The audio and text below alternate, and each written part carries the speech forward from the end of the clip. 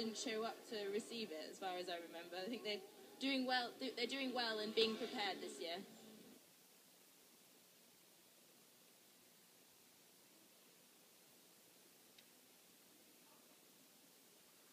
Yes, Leah, I think Daniel is doing his investigating again. I think he's having a little chat with the Stuttgart driver. Maybe you have some information about why they didn't finish, Dan? Well, the Stuttgart driver just quickly and evenly said throttle was broken, so that was the cause of the suspension failure, and that's why we saw that the car had to be manoeuvred out of the course earlier. So we've got another delay on track. It looks like car number 58 managed to stop on track, but they have managed to correct themselves. I think it ended up just being one cone and a little bit of time that they required to restart. That will have affected the other team slightly as they got a yellow flag, which would have slowed them down, but I'm sure the Paderborn guys are feeling happy that they managed to continue endurance. Yeah, especially as they're so close to the end. They're on their 16th lap. They've only got a couple more to go. And there's the checkered flag. I think UAS Gießen are going to be feeling really good today. Car number 22. Hopefully, Daniel, can you get some reactions from the guys? Faster than the I'm on my way there. I can just see shouting, screaming and celebrations. And the driver slowly getting out of the car. There we go.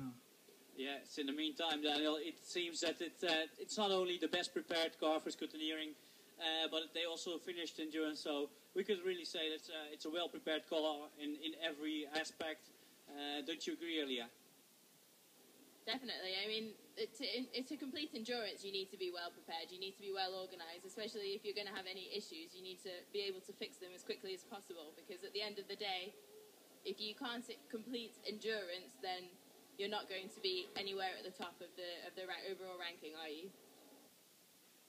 Definitely not, but that's what Gießen has just proven. The driver speechless again because the throat is so dry, like we've just spoken earlier. That's so hot. We've got car 70, that's our Cat Team Coburg, coming into the driver's change. I can see here at the fence a lot of the team members anxiously looking into the pits and hoping that everything will go and run smoothly while the second driver gets himself seated, and hopefully we'll see them on course again for their final 9 laps. So I'm looking at a lot of wings out there right now. We've got some very fast cars. We've got car number 71 just about to cross the finish line. They just got another nice constant speed time of 80.84, and we have car number 5 RIT. They're just putting down their first time and their very fast first lap of 80.15. I have a feeling they are going to break the 77.2 second lap time. That's our record for the day.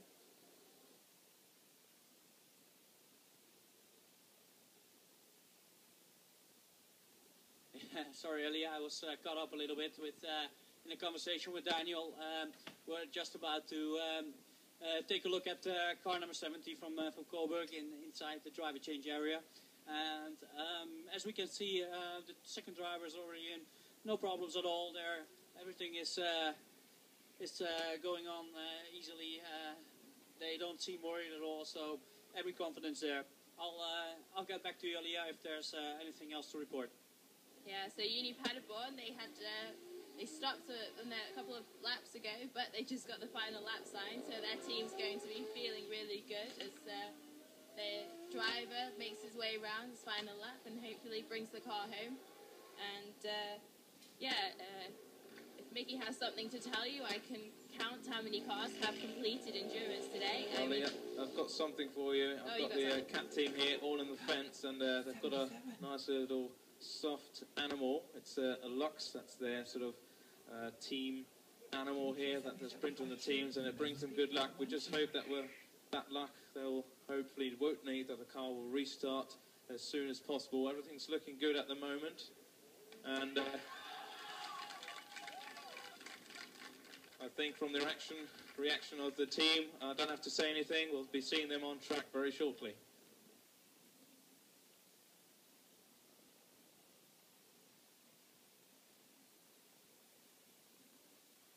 So from my count, we're up to 29 cars already, and we've still got many, many more to go. And if all goes well, yep, I can see them coming. That's car number 58, University of Paderborn, and they are just about to see the checkered flag as they become our 30th team for the day to complete endurance. Well done to car number 58. Yes, amazing job from University of Paderborn, car 58. all the team members around are really happy.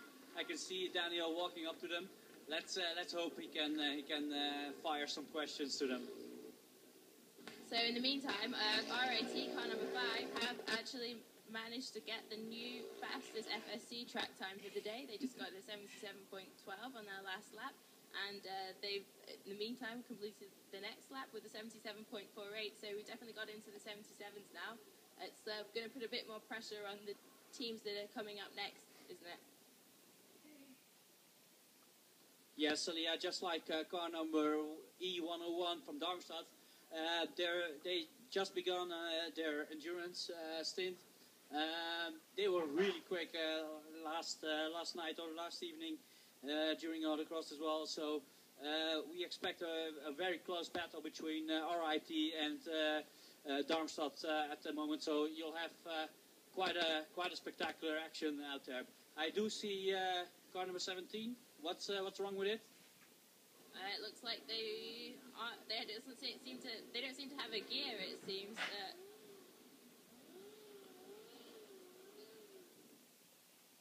Well, as far as I can see from here, Aliyah, they do have some kind of drivetrain issue, whether it's a drive axle or a chain or something. I don't know what it is. Well, while we're waiting to see if hopefully get back on track, I've got here with me the second driver of Paderborn. Just got a briefing from the first driver that you had some shifting problems. How did you manage with those? Yes, the first round we had some shifting problems, but now it was all good. So you managed to get the car to top performance then? It feels very well on the track, and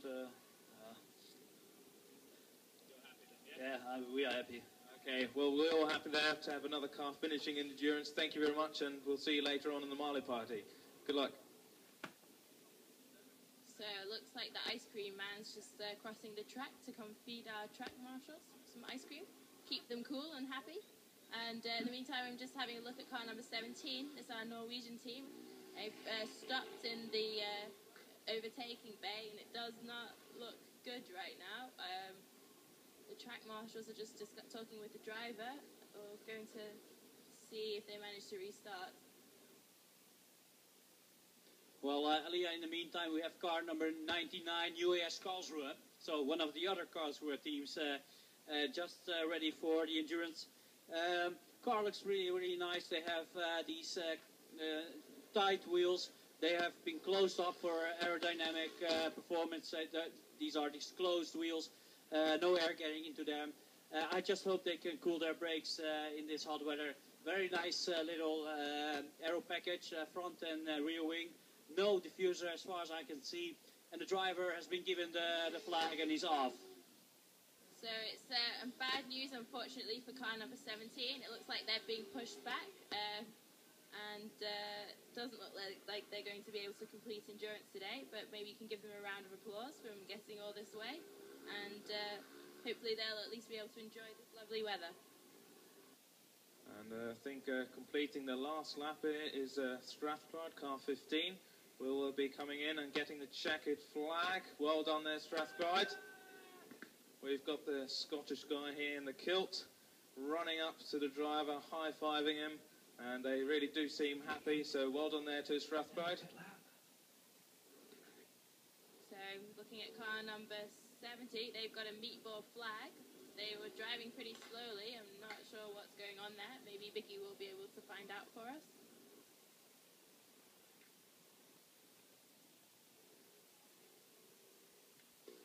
I'll see what I can do, Aliyah. In the meantime, we have car number 70 in the pits. It seems that they've come in for a check. It seems that the scrutineers are looking at the drive axle of the car. I'm not too sure what the current status is. They do look a little bit worried. I'm not so sure whether the car can continue. We'll find out in a second.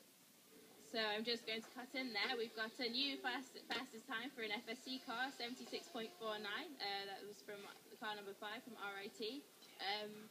So it looks like RIT are in it to win it, it would seem. Let's see how they continue. What have you got for us, Daniel? Well, we've got car 70 going back on track, but even better now, we've got car Maribor, car 71 that finished the endurance, and the drivers are really pleased. I'm just going to have a quick chat with one of the team. So, did you have any problems with the car on track, or did everything run smoothly? Yes, in the last few laps we had an overheating engine. That's why our driver had to slow down a little bit, but it was okay. We are happy that we finished the endurance. Well, you did definitely a good job, so congratulations there, and let's get your car refueled and see you later in the awards ceremony. And Yes, Daniel, thank you. I do think I know what the problem is with the car number 70 from Coburg. The scrutineers were looking at the rear right drive axle. It seems to be loose, so they are losing a lot of power to the wheels.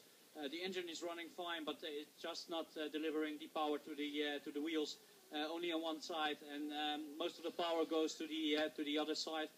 That's probably why the driver is not capable of putting in a good lap times at the moment and driving around so safely and slowly, unfortunately.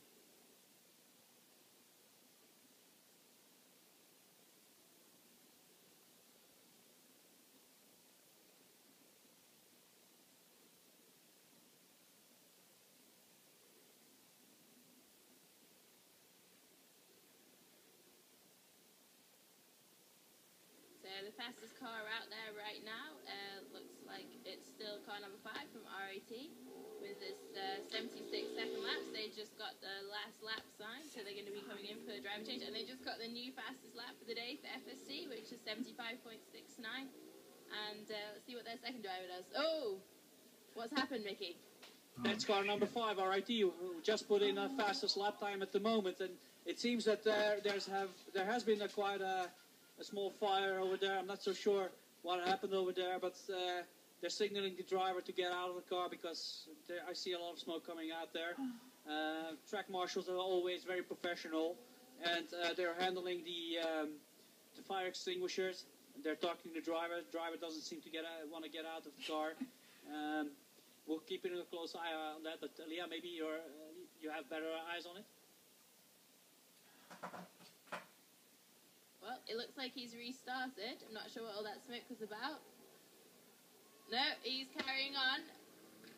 We'll maybe have to talk to some of the guys to find out what exactly went wrong there.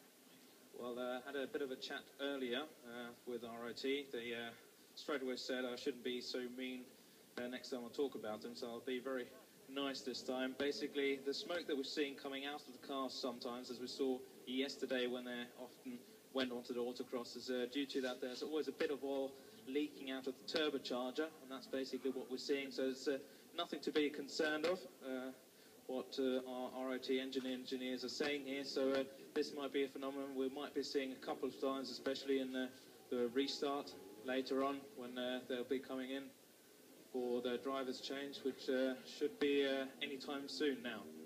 Yeah, so in the meantime, we've got another car out. We've got UAS Graz. Actually, we've got two new cars out. We've got car number 23 at the University of Bath, and like you just said, the car number 40, UAS Graz. And they are putting out some mid-80s times. They've got quite a long way to go to get to 75 seconds.